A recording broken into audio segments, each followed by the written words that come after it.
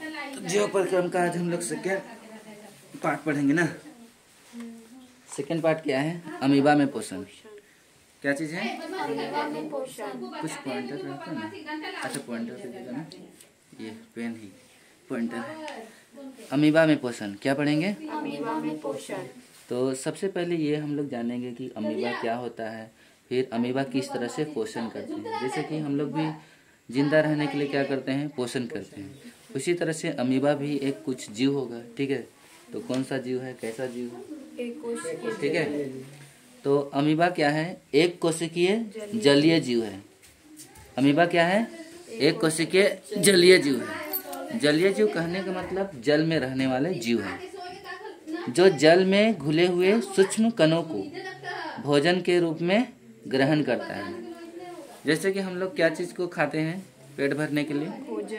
भोजन। खाना खाते हैं, रोटी खाते हैं, ठीक है।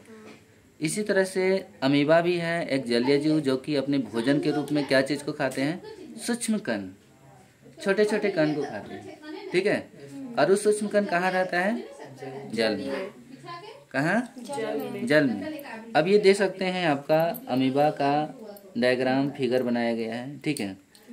तो जैसे कि एनसीईआरटी बुक में चार्ट फिगर है, उसी तरह से यहाँ भी क्या किया गया है? डायग्राम बनाया गया है। किसका? अमीबा का, ठीक है।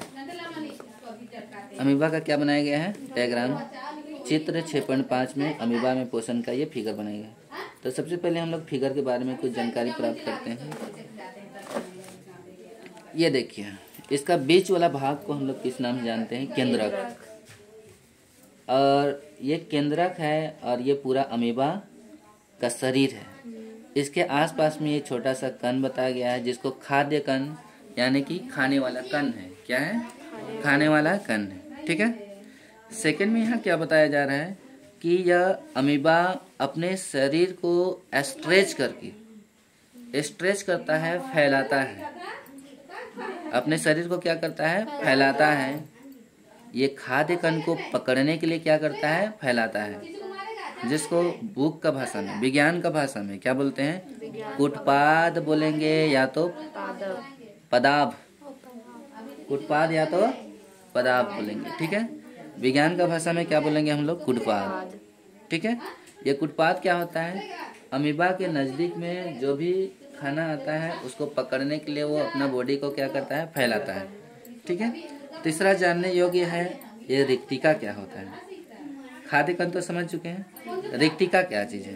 तो रिक्तिका उसके बीच में एक खाली जगह बनाता है। अमीबा अपने शरीर में क्या बनाता है? खाली जगह बनाता है। उस खाली जगह में क्या करता है? खाद्य कण को रखता है, स्टोर करता है, घेर लेता है, ठीक। तो इसका स्टेप बाय स्टेप चलते हैं।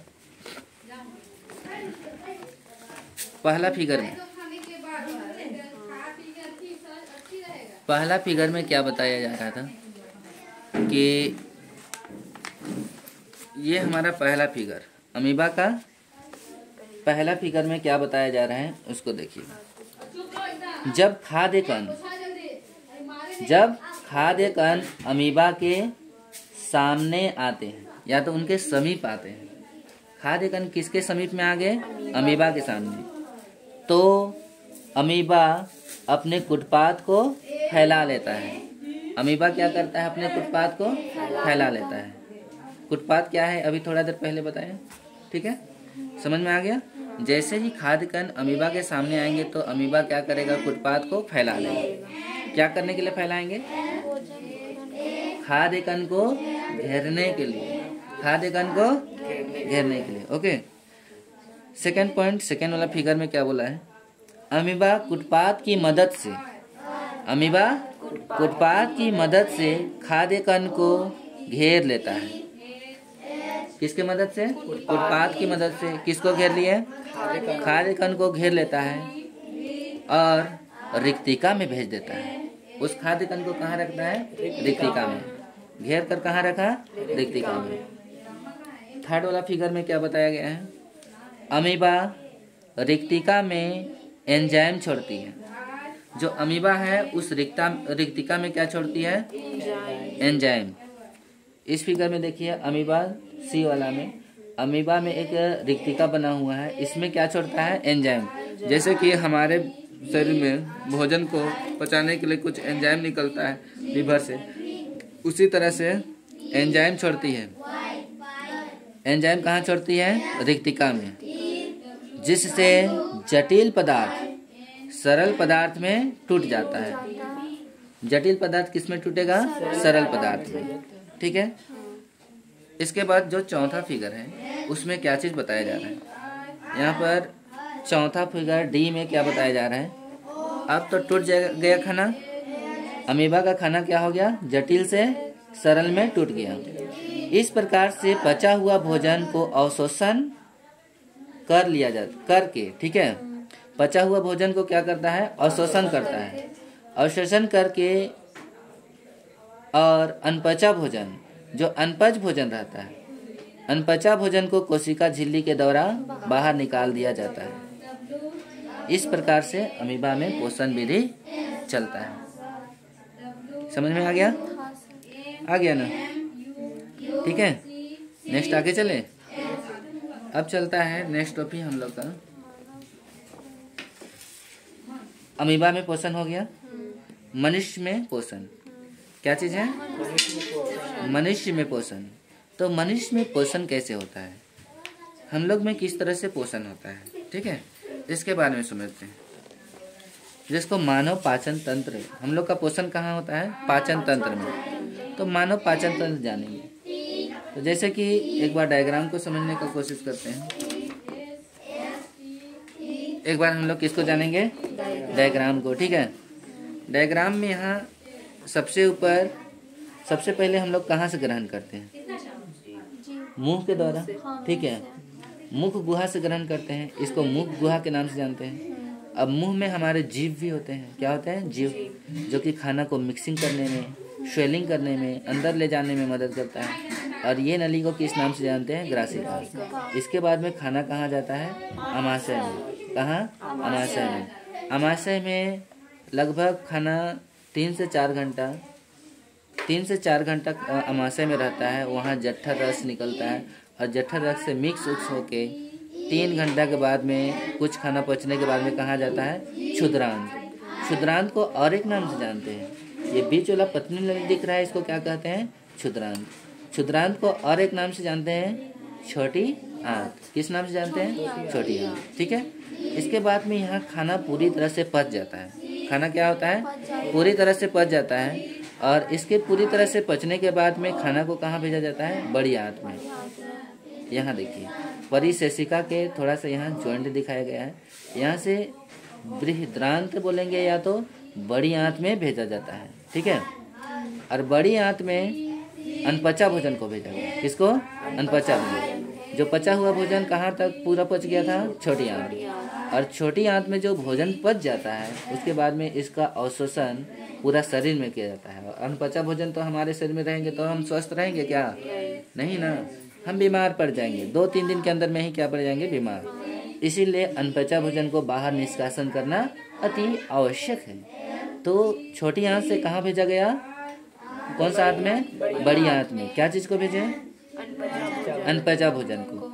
फिर बड़ी आंत में जो जितने भी पानी का मात्रा रहता है, अमाउंट रहता है, उसको अवशोषण करके, ऑब्जर्व करके समय समय पर मल गुदा के द्वारा बाहर निकाल दिया जाता है, निष्कासन कर लिया जाता है। ठीक है। अब पॉइंट टू पॉइंट सभी ऑर्गेन्स का, सभी अंग का हम लोग क्या जानेंगे? फंक्शन जानेंगे, डिफिनेशन नहीं, उनका कार्य क्या क्या होता है, उनके कार्य के बारे में जानेंगे। ठीक है। ये फिगर हो गया हमारा। अब आते हैं नेक्स्ट। ये ध्यान देना तो कहाँ तक है, हाँ स्टेम में कॉपी कहाँ तक पहुँचता है।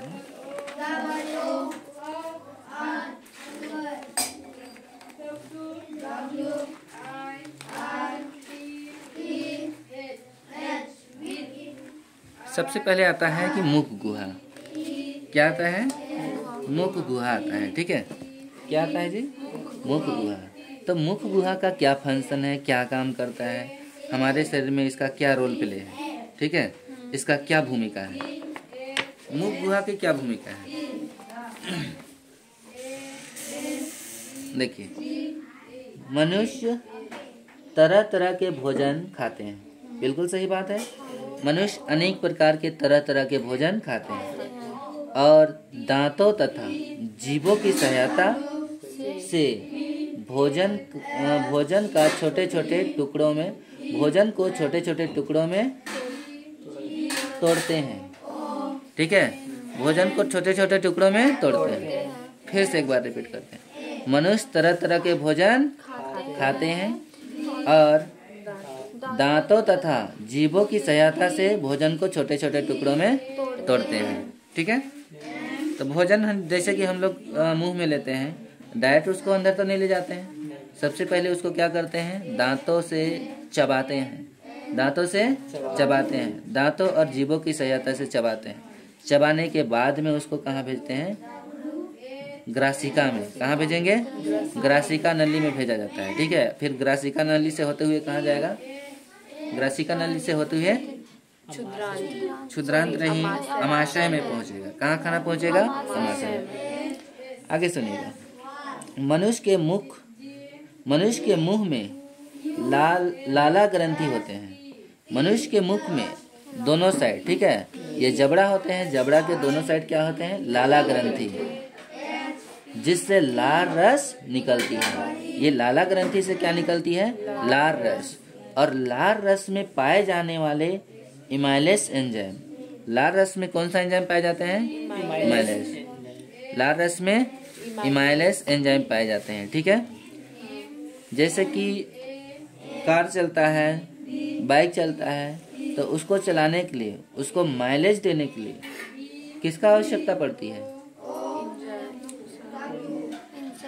कार चलाने के लिए डीजल का, बाइक चलाने के लिए पेट्रोल, उसका वो माइलेज देता है। ठीक है, इसी तरह से हमारे बॉडी का माइलेज देने वाला एंजाइम को क्या कहेंगे, इमाइलेस। क्या बोलेंगे, इमाइलेस एंजाइम। जैसे कि कार को चलाने के लिए डीजल, उसी तरह हमारे बॉडी के लिए इमाइलेस, माइलेज देगा। ठीक है, क्या देगा, माइलेज। इमाइलेज एंजाइम भोजन के जटिल अणु को शर्करा में बदल देता है। भोजन के जटिल अणु को किस में बदल देता है, शर्करा। शर्करा का स्पेलिंग मिस्टेक है। ठीक है, शर्करा में बदल देता है। किसमें, सेकेंड पॉइंट आते हैं, ग्रास नली। किसके बारे में, ग्रास नली के बारे में जानते हैं। ये सेकेंड पॉइंट है। ठीक है, जिसको ग्रासिका नली या तो ग्रासिका भी कहेंगे।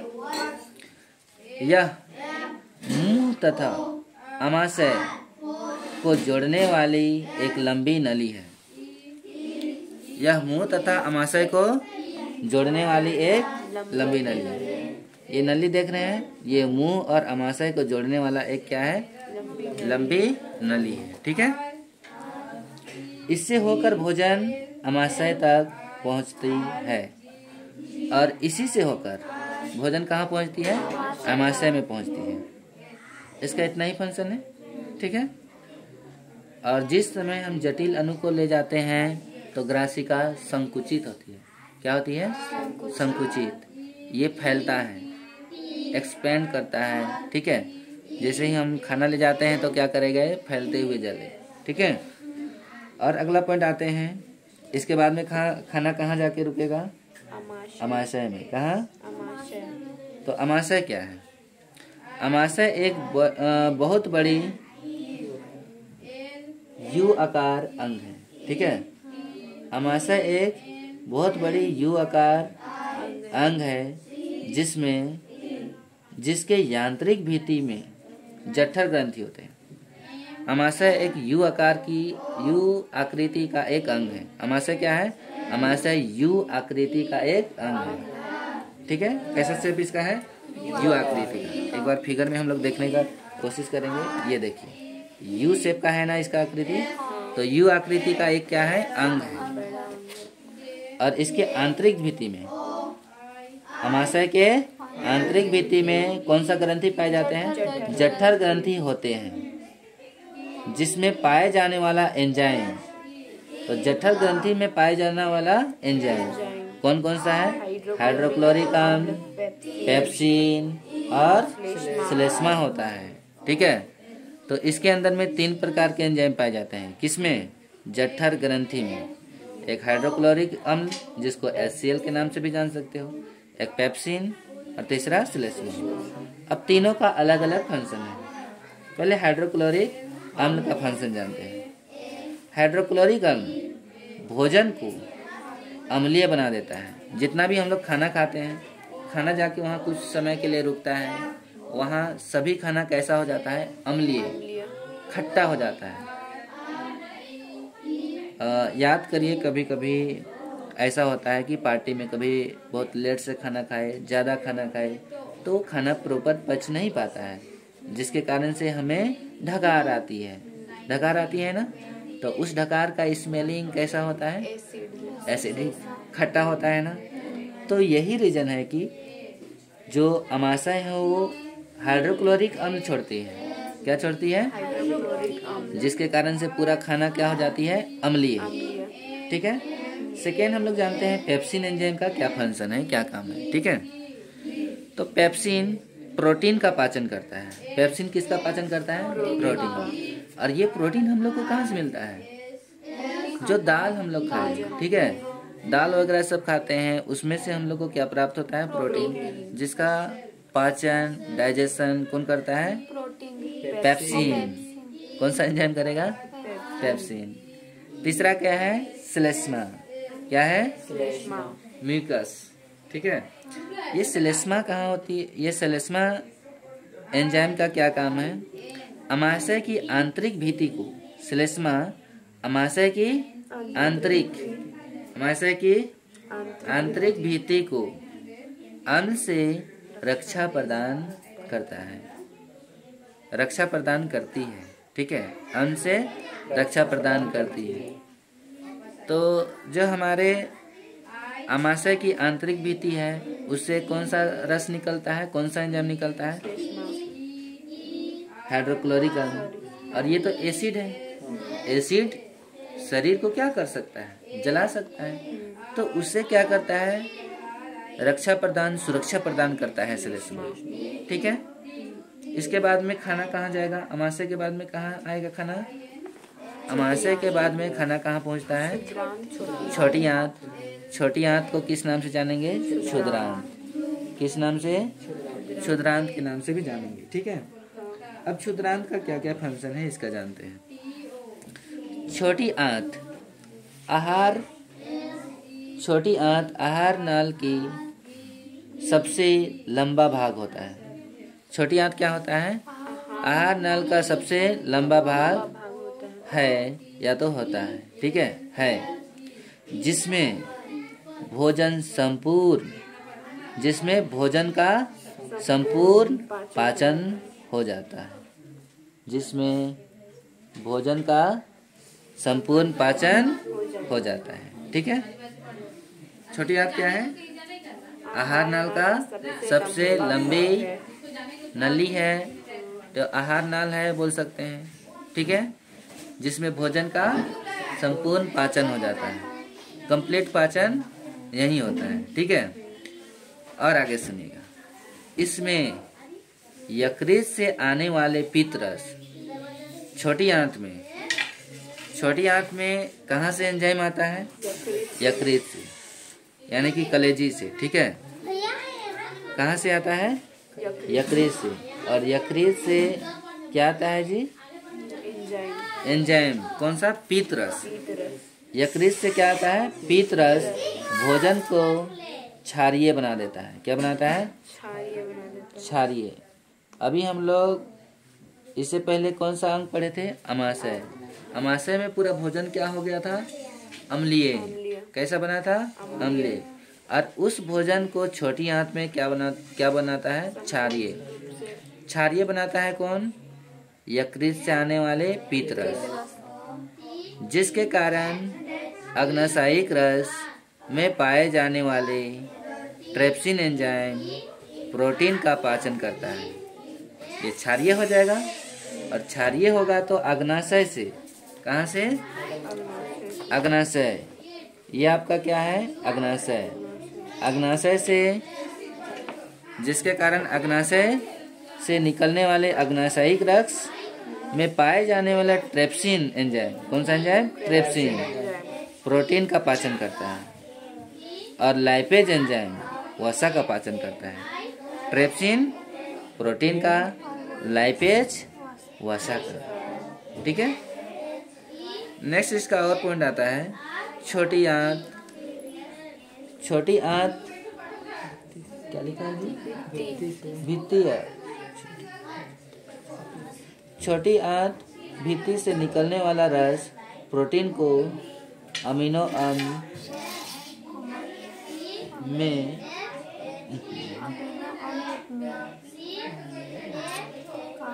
यार गलत कर दिया है तुम तो।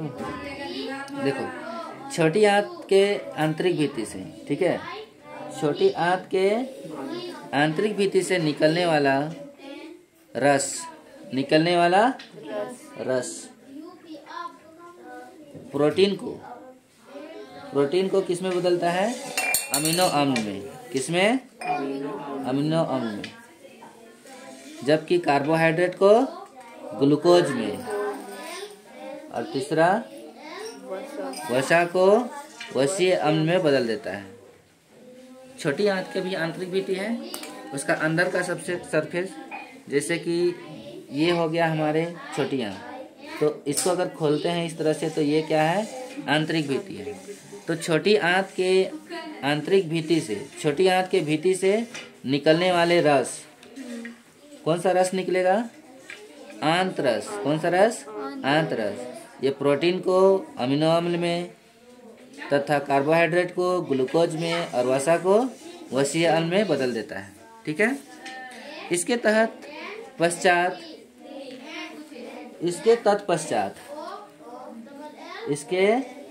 तत्पश्चात दीर्घरोम द्वारा भोजन का अवशोषण कर लिया जाता है।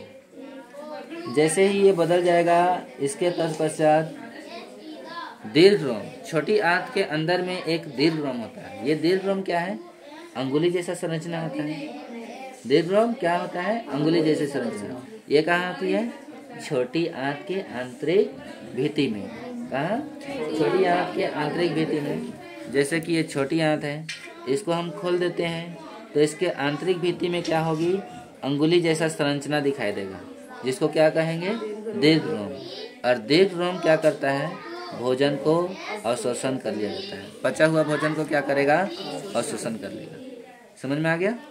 अब यहाँ से भोजन पचने के बाद में पूरा शरीर में अवशोषण हो गया। शरीर का सभी कोशिका में पहुंचाया गया। भोजन को कहाँ तक पहुंचाया गया? शरीर का सभी कोशिकाओं में पहुंचाया गया। उसके बाद में बच जाएगा अनपचा भोजन। कौन सा भोजन? अब अनपचा भोजन को कहाँ भेजा जाएगा? बड़ी आंत। जैसा कि यहाँ पर फिगर में आप देख रहे हैं, कहाँ भेजा गया? बड़ी आंत में। और बड़ी आंत का क्या कार्य है, क्या फंक्शन है? अवशोषण के बाद अनपचा भोजन को बड़ी आंत में भेज दिया जाता है तथा इसे समय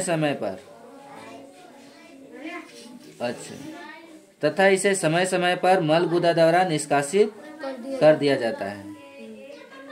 बड़ी आंत का क्या फंक्शन है, क्या काम है जी? अवशोषण के बाद अनपचा भोजन, अवशोषण के बाद अनपचा भोजन को बड़ी आंत में भेज दिया जाता है। और बड़ी आंत है कि जितने भी पानी का मात्रा रहता है अनपचा भोजन में, उसको अवशोषण करके शरीर के बाहर मलगुदा के द्वारा समय समय से निकाल दिया जाता है। तो इस तरह से हमारे शरीर में, या तो मनुष्य के शरीर में, भोजन का पाचन प्रक्रिया चलता है। समझ में आया? डाउट? नेक्स्ट टॉपिक हम लोग का क्या है? अच्छा, इसमें और ये पूछ सकता है कि दीर्घरोम क्या है, तो बता सकते हैं। दीर्घरोम कहाँ होता है? छोटी आंत के आंतरिक भित्ति में। कैसा दिखाई देता है? अंगुली जैसा संरचना। कैसा? अंगुली जैसा संरचना। दीर्घरोम क्या है? क्वेश्चन अगर पूछ दिया जाता है तो क्या बताएंगे? दीर्घरोम छोटी आंत के आंतरिक भाग में या तो आंतरिक भित्ति में अंगुली जैसी संरचना होती है, जिस संरचना को दीर्घरोम करते हैं। और इसका क्या कार्य है? ये पूरी तरह से पचे हुए भोजन का अवशोषण करके सभी कोशिकाओं तक पहुंचाती है। ठीक है, नेक्स्ट टॉपिक चले, समझ में आ रहा है ना। तो नेक्स्ट टॉपिक आते हैं श्वसन। क्या है? श्वसन। हमें जीवित रहने के लिए श्वसन की भी आवश्यकता होती है, ठीक है। तो श्वसन जो हम सांस लेते हैं, ठीक है, जीव जो सांस लेता है, जीव सांस लेता है तो सांस लेने की प्रक्रिया 2 प्रकार की होती है। श्वसन की प्रक्रिया कितने प्रकार होता है? श्वसन की प्रक्रिया कितने प्रकार की होता है? 2 प्रकार की, ठीक है। एक वायवीय श्वसन और दूसरा अवायवीय श्वसन। अब वायवीय श्वसन किसको बोलेंगे और अवायवीय श्वसन क्या है, इसके बारे में पहले जानकारी प्राप्त कर लेते हैं, उसके बाद में हम लोग श्वसन की प्रक्रिया के बारे में जानेंगे, ठीक है। देखिए, वायवीय श्वसन वैसा श्वसन जो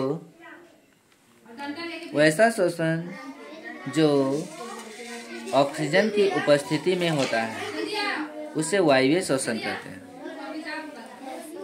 वैसा श्वसन या तो किसी जीव के द्वारा वैसा श्वसन जो ऑक्सीजन की उपस्थिति में होता है, जो सांस लिया जाता है ऑक्सीजन की उपस्थिति में, जैसे कि मनुष्य किसकी उपस्थिति में सांस लेता है?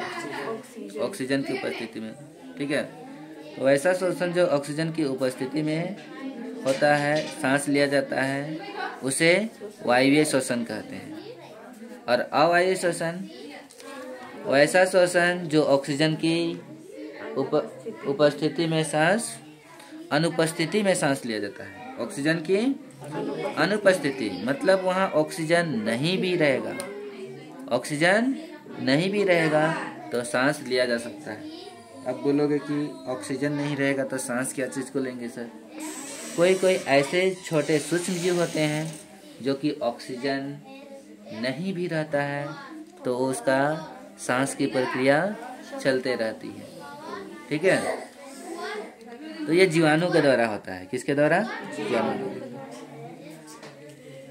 और यह प्रक्रिया जीवों के माइटोकॉन्ड्रिया में होता है। जो वायवीय श्वसन है वो प्रक्रिया कहाँ चलता है? माइटोकॉन्ड्रिया में। जबकि अवायवीय श्वसन है वो कोशिका द्रव में होता है। कहाँ होता है? कोशिका द्रव में। तीसरा पॉइंट जाते हैं। वायवीय श्वसन में कार्बन डाइऑक्साइड, जल और ऊर्जा का निर्माण होता है। वायवीय श्वसन में किसका निर्माण होता है? कार्बन डाइऑक्साइड, जल और ऊर्जा का निर्माण होता है। जबकि अवायवीय श्वसन में इथानॉल, कार्बन डाइऑक्साइड तथा ऊर्जा का निर्माण होता है। जबकि अवायवीय श्वसन में, यहाँ आप लिख लीजिएगा, ठीक है। अवायवीय श्वसन में इथानॉल, कार्बन डाइऑक्साइड तथा ऊर्जा का निर्माण होता है। लिख सकते हैं। ये हो गया वायवीय श्वसन और अवायवीय श्वसन, ठीक है। और ये होता है कि बहुत सारा जीव को ऑक्सीजन की कमी में ऊर्जा किस तरह से प्रदान करते हैं उसके बारे में जानते हैं। किसके बारे में? ऑक्सीजन की अभाव। किसके बारे में जानेंगे? ऑक्सीजन की अभाव में हमें किस तरह से ऊर्जा मिलता है, ठीक है। ऑक्सीजन की अभाव में हमें ग्लूकोज का 6 कार्बन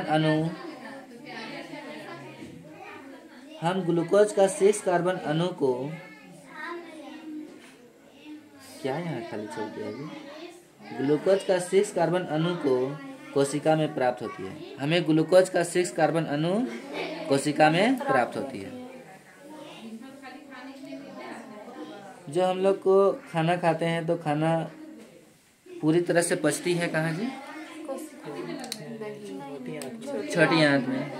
छोटी आंत में से खाना को अवशोषण करके कहाँ तक पहुँचाया जाता है? अवशोषण करके पूरा शरीर की कोशिकाओं तक, ठीक है। तो वहाँ ग्लूकोज मिलता है हम लोग को। किस रूप में वहाँ पहुँचाया जाता है? ग्लूकोज के रूप में। तो हमें ग्लूकोज का 6 कार्बन अणु कोशिका में प्राप्त होती है। प्रत्येक कोशिका में कितना कार्बन प्राप्त होती है? 6 कार्बन अणु। जो कोशिका द्रव में पाइरुवेट 3 कार्बन अणु प्लस ऊर्जा जो कि कोशिका में पाइरुवेट में बदल देता है। अब उस ऊर्जा को 6 कार्बन अणु को कोशिका द्रव में पाइरुवेट जो कि कोशिका में पाइरुवेट में बदल देता है। इसमें किसमें बदला जाता है? पाइरुवेट में। तुम गलत से लिख दिया है। हमें कितना एनर्जी प्राप्त होता है जी? कितना ऊर्जा प्राप्त होता है? कार्बन के 6 अणु और पाइरुवेट यानी कि ये पाइरुवेट होता है ऑक्सीजन की कम मात्रा में, ऑक्सीजन के अभाव में ऊर्जा प्राप्त करना, जो कि यहाँ पर पाइरुवेट की क्रिया होती है। उस समय हम लोग को कितना? 3 कार्बन अणु, 6 कार्बन अणु से कितना मिलता है? 3 कार्बन अणु का ऊर्जा मिलता है और उसके साथ में लैक्टिक अम्ल, और 3 कार्बन अणु इस प्रोसेस में वेस्ट हो जाते हैं, समाप्त हो जाते हैं। इस तरह से एक कोशिका से हमें कितना ऊर्जा प्राप्त होती है? 3 कार्बन अणु, जो कि एटीपी के रूप में हम लोग को ऊर्जा मिलता है। किस रूप में? एटीपी के रूप में। तथा हमारे शरीर में ऑक्सीजन की कमी होने पर यह लैक्टिक अम्ल ऊर्जा में बदल जाता है। लैक्टिक अम्ल यह ऊर्जा लैक्टिक अम्ल में बदल जाता है। लैक्टिक अम्ल ऊर्जा में बदल जाता है। किसमें बदलेगा जी? यह ऊर्जा किस ऊर्जा में बदल जाता है? लैक्टिक अम्ल। यह लैक्टिक अम्ल में बदल जाएगा ना। किसमें बदलेगा? लैक्टिक अम्ल। जो हम लोग को 6 कार्बन अणु का ऊर्जा था वो किसमें बदल जाएगा? लैक्टिक अम्ल में और 3 कार्बन में। लैक्टिक अम्ल और 3 कार्बन। तो इस तरह से वायवीय श्वसन और अवायवीय श्वसन होता है। यानी कि बड़े प्राणी में देखेंगे तो वायवीय श्वसन, और सूक्ष्म प्राणी छोटे जीव में देखेंगे तो अवायवीय श्वसन होते हैं। उसके पास ऑक्सीजन भी नहीं पहुंचा रहेगा तो वह श्वास ले सकता है, जिंदा रह सकता है। ठीक है। अब जानते हैं हम लोग मानव में श्वसन। किसमें? मानव में किस तरह से श्वसन प्रक्रिया चलता है। मानव श्वसन तंत्र के बारे में जानेंगे। किसके बारे में? मानव श्वसन तंत्र के बारे में जानेंगे। ठीक है। तो मनुष्य जो सांस लेता है वो किस तरह से लेता है? मनुष्य जो सांस लेता है वो किससे लेता है जी? नाक से। नसा द्वार से पहले लेता है, नाक से। उसके बाद में ये श्वास कहाँ चला जाता है? मुख गुहा में। मुख गुहा में नहीं आएगा, श्वसन नली में आएगा। ठीक है। श्वसन नली में आता है। किसमें? और श्वसन नली यहाँ पर कंठ से होते हुए जाता है, और कंठ के नीचे एक उपास्थि वलय होता है। क्या होता है? उपास्थि वलय। अस्थि मतलब हड्डी एक होता है कि हड्डी तो कठोर चीज है, लेकिन उपास्थि बोलते हैं जो कि मुलायम हड्डी होता है। ठीक है। कैसा हड्डी पाए जाते हैं? मुलायम, जिसको आसानी से हाथों की सहायता से भी तोड़ सकते हैं। ऐसा हड्डी को उपास्थि बोलते हैं। ठीक है। तो जो अच्छा ठीक है, छोड़ देते हैं यहाँ जितना ही। ठीक है।